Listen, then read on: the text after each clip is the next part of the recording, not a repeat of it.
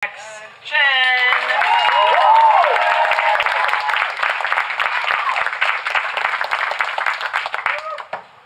had a really incredible time during this retreat, and I thought I had to go write 47 pages of poetry in order to get to joy after heartbreak. But then during this retreat, I realized that the joy is already something that's inside all of us, and being here just held up a mirror to that joy, and I'm really happy. But these poems are really sad.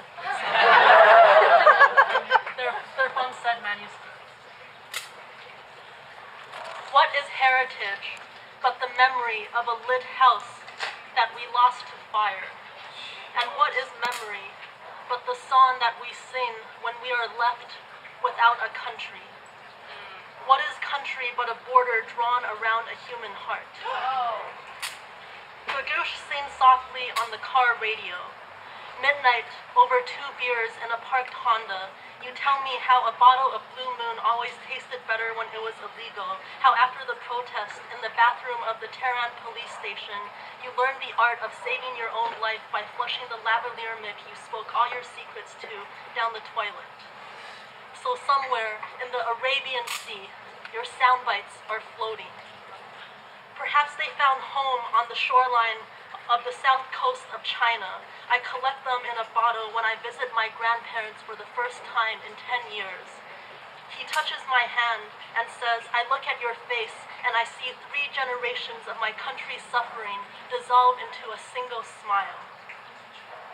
I wish I could tell the difference between the sound of my parents splitting and the sound of the umbilical cord between my body and my motherland ripping apart, or the sound that we'll one day hear when our bodies part for the final time.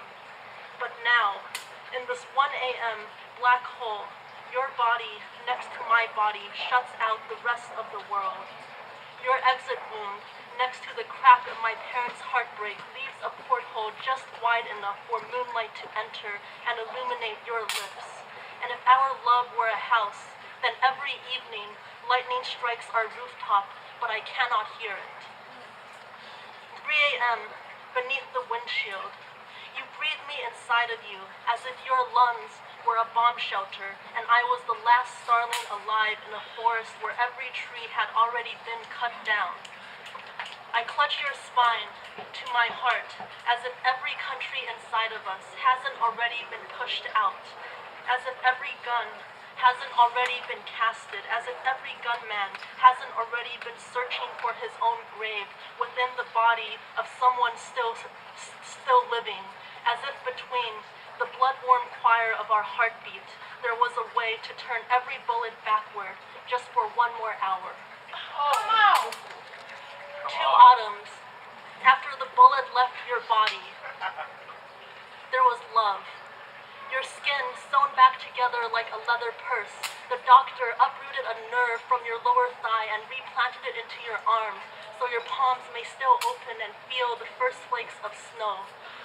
How our arms, after being wounded, must be sliced open if only to hold another person again. In a bar, while looking at a map of America, I asked you, where do you put the pain? You said nowhere. There are no coordinates to map a wound 3 times wider than your flesh. America is only 1,000 cities whose light will never point you back into the direction of your homeland. You trace the distance between Iran and New York as I guide your finger back into my palms. There is no bridge for this canyon except our forefingers wrapped into a perfect knot. That evening, we follow the trail of falling starlings back to your apartment. Beneath the covers, you hear your dead friends sing the way wind passes through a bullet hole and then suddenly becomes music. You tell me, every time this year I can never sleep. I was your compass, pointing you in the direction of healing. I counted the seconds it took for your tears to dissolve into snoring. I stayed up for 1 more hour just to make sure you were dreaming.